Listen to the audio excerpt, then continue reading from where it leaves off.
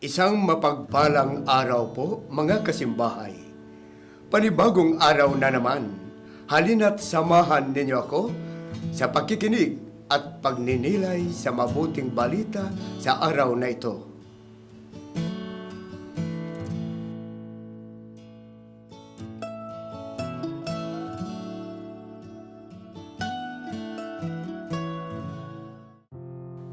Ang mabuting balita ng Panginoon ayon kay San Juan.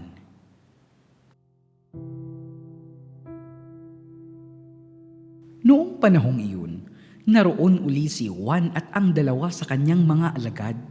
Nakita niya si Jesus na nagdaraan at kanyang sinabi, "Ito ang kordero ng Diyos."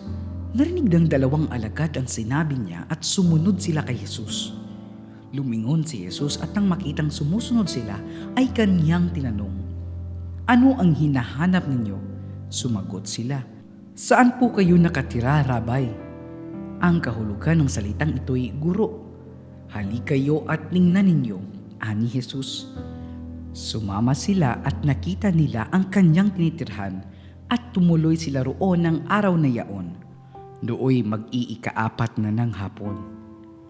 Ang isa sa dalawang nakarinig kay Juan at sumunod kay Jesus ay si Andres na kapatid ni Simon Pedro.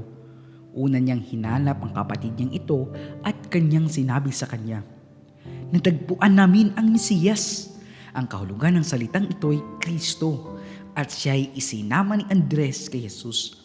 Tiningnan ni Jesus si Simon at sinabi sa kanya, "Ikaw si Simon na anak ni Juan.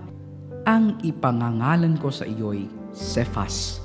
Ang katumbas ng ngalang ito'y Pedro. Ang mabuting balita ng Panginoon. Pagsasadiwa. Sumama sila at nakita nila ang kanyang tinitirhan at tumuloy sila roon ng araw na yaon. Likas sa mga Pilipino ang malugod na pagpapatuloy ng mga panauhin at kaibigan sa kanilang mga tahanan. Bahagi na ito ng ating kultura na hindi lamang nagpapahayag ng ating pagiging magiliw, kundi lalo't higit ng ating pagiging bukas palad sa anumang maidudulot natin sa ating mga panauhin.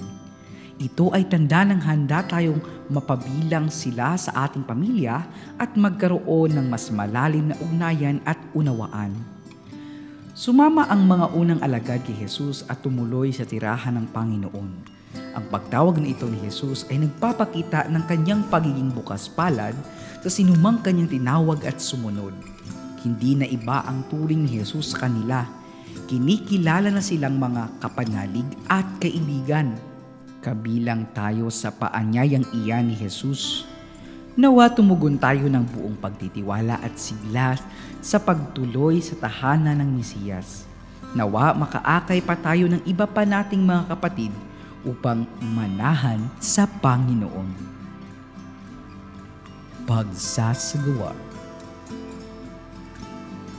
Bilang mga anak ng Diyos, isabuhay natin ang paggawa ng matuwid at pag-ibig sa ating kapwa.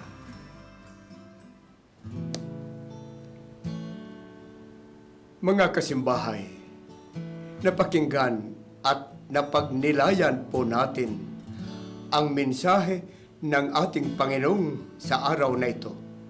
Naway pagpalain kayo ng Panginoon sa ngalan ng Ama at ng Anak at ng Espiritu Santo.